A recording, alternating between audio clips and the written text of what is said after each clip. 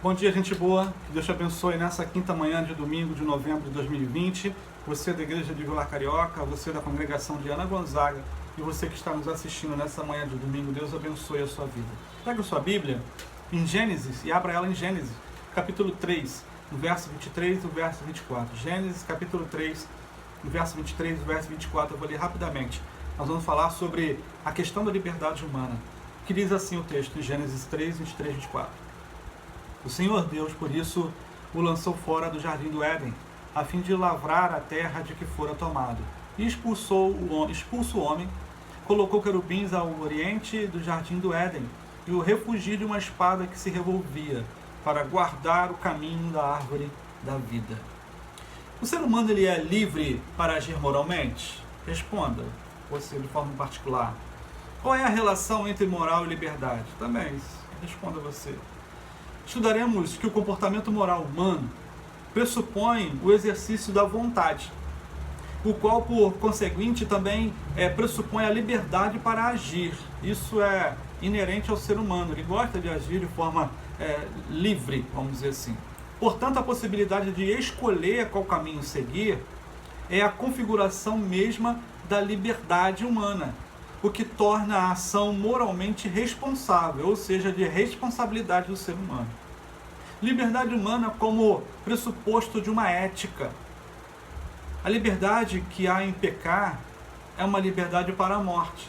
No contexto bíblico, liberdade não significa permissividade, para se fazer tudo sem padrões ou referências delimitadores. No nosso caso, a palavra de Deus e a Bíblia Sagrada.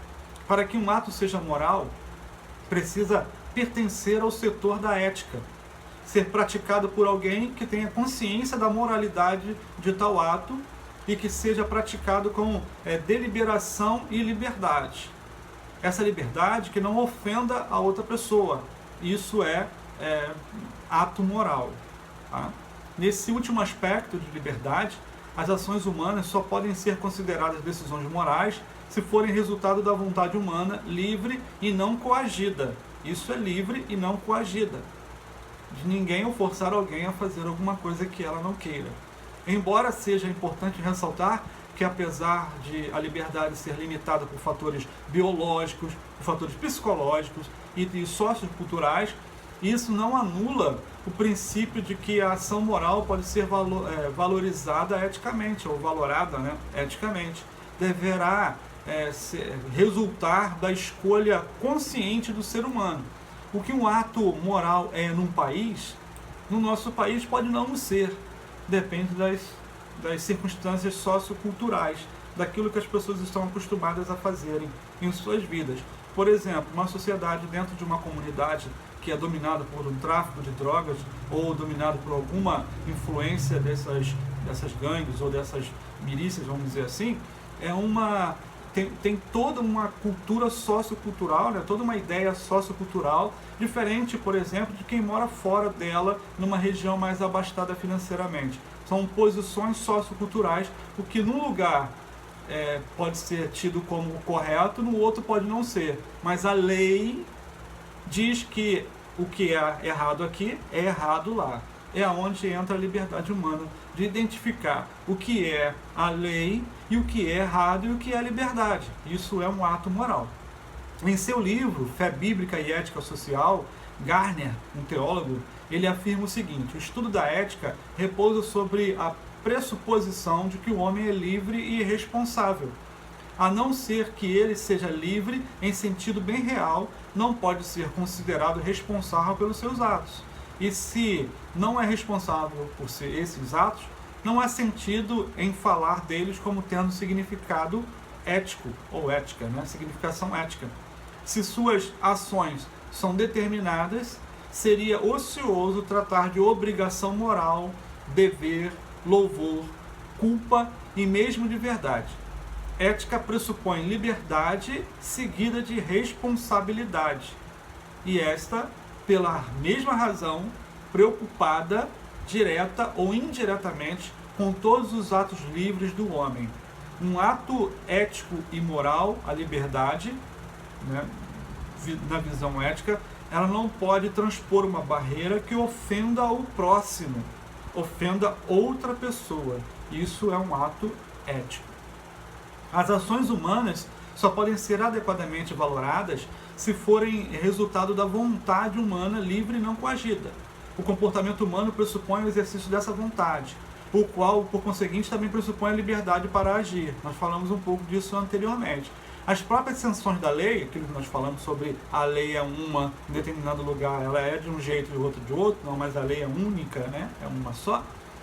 As próprias sanções da lei, ela não tem sentido se o sujeito estiver privado do agir livre. A Bíblia ressalta a liberdade humana como sendo um dos constitutivos da imagem de Deus no homem, vamos dizer assim. Por isso, mesmo enquanto pecador, o ser humano é chamado a exercer a sua liberdade conscientemente. Vejamos dois exemplos bíblicos que diz assim em Deuteronômio 30:19: os céus e a terra tomo hoje por testemunhas contra ti, que te propus a vida e a morte, a bênção e a maldição. Escolhe, pois, a vida para que vivas, tu e a tua descendência. Tem duas escolhas, e ele fala, escolhe isso que vai acontecer isso, escolhe a outra que vai acontecer outra coisa. E Josué 24:15 diz assim: mas se vos parece mal servirdes ao Senhor, escolhei hoje a quem haveis de servir, se aos deuses a quem serviram vossos pais, que estavam além do rio, ou aos deuses dos amorreus, em cuja terra habitais. Porém, eu e minha casa serviremos ao Senhor. Escolha. Liberdade humana e soberana ou soberania divina. Deuteronômio 30:19, os céus e a terra tomam hoje sobre ti. Lembram? Continua atual a discussão acerca da tensão entre as doutrinas da soberania divina e do livre-arbítrio humano. A soberania de Deus designa o seu governo e a autoridade sobre tudo o que existe. Por outro lado, o livre-arbítrio indica que as decisões e ações humanas são autodeterminadas. A soberania de Deus não implica a anulação do livre-arbítrio. Muito diferente. Uma coisa não é contrastante da outra, tá? É verdade que a sua vontade soberana quanto ao destino do universo vai ser concretizada a despeito das nossas escolhas. Independente daquilo que você escolha, Deus já tem um plano dele determinado a fazer com a minha vida e com a sua vida, tá? Isso é uma responsabilidade, vamos dizer assim, é uma predestinação, né? Não culminam num determinismo. Ou seja, a soberania divina não anula a responsabilidade humana na construção do seu futuro, não do seu destino para a salvação, mas do seu futuro terreno, não viver eternamente com Deus.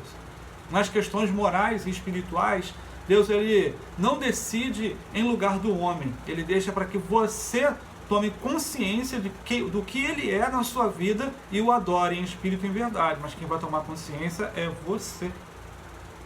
É verdade que a sua vontade soberana quanto ao destino do universo vai ser concretizada de qualquer forma, tá? Sem querer minimizar a discussão sobre o determinismo e liberdade, afirmamos que a capacidade do homem em escolher, seja de um ou de outro modo, só é possível porque Deus, em sua soberania, assim dotou o ser humano com essa capacidade. A possibilidade de escolher é a oportunidade que cada um de nós tem para construir a sua caminhada, por conseguinte, sua essência humana, tá bom? É o que mais nos impressiona, é que Deus reconhece a liberdade do ser humano, mesmo que esta signifique o afastamento da sua vontade. Entretanto, cada indivíduo é responsável por suas ações e, consequentemente, pagará o preço por elas, tá?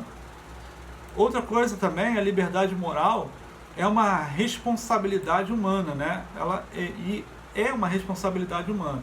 Em Gênesis, capítulo 2, 15, 16 e 17, eu vou ler rapidamente, diz assim: tomou, pois, o Senhor Deus ao homem e o colocou no jardim do Éden para o cultivar e o guardar. Lemos um pouco isso lá em cima. E o Senhor Deus lhe deu essa ordem: de toda árvore do jardim comerás livremente, mas da árvore do conhecimento do bem e do mal não comerás, porque no dia em que dela comeres, certamente morrerás.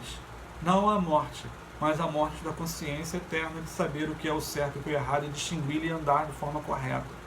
De acordo com o relato de Gênesis capítulo 2, 15 até o verso 17, Deus ele assegurou ao primeiro homem o direito de escolher, e ao lhe impor esse preceito, Deus ele reconheceu o ser humano como responsável pelos seus atos. Olha que interessante.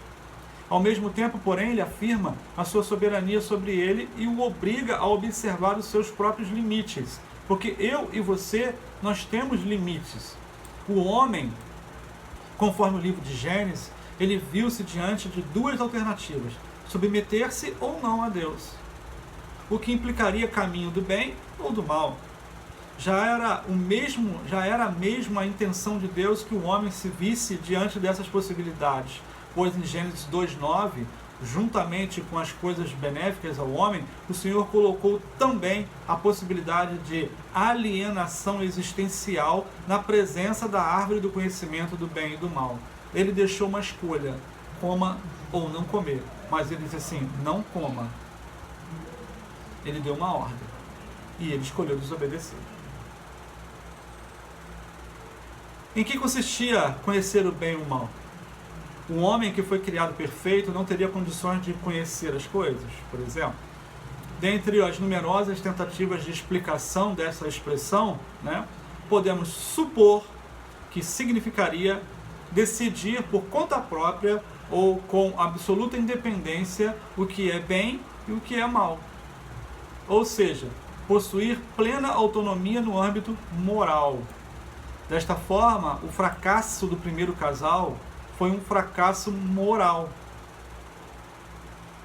Foi um exercício trágico da liberdade humana, o qual, de acordo com o restante da Bíblia, trouxe sérias consequências sobre a humanidade, sobre a minha vida e sobre a sua. Portanto, podemos concluir que a liberdade que há em pecar é uma liberdade para a morte. No contexto bíblico, liberdade não significa permissividade para se fazer tudo sem padrões ou referências delimitadoras. E no nosso caso, como eu disse anteriormente, é a palavra de Deus, a Bíblia Sagrada. Concluindo, amados, liberdade não significa permissividade para se fazer tudo sem padrões ou sem referenciais. Como nos diz vamos dizer assim, Buzz, impensadamente dizemos que ser livre é fazer tudo o que se quer, e quando e como se quer. Essa maneira impensada nos induz a uma prática de vida que nos afasta da experiência da verdadeira liberdade. Nós acabamos fechando lacunas, abrindo um caminho e você vai preenchendo aquele caminho, e isso não significa liberdade de escolhas. Você está sendo levado por aquilo. O ser humano foi criado plenamente livre, mas a liberdade só encontra sua plena significação no âmbito da vontade de Deus. Fora dele, a liberdade se transforma em escravidão, porque os resultados de tal escolha são alienantes e extremamente inferiores àqueles que resultam da vida com Deus. Tenha uma vida com Deus, seja plenamente livre, em nome de Jesus. Deus te abençoe nessa quinta manhã de domingo. Amém.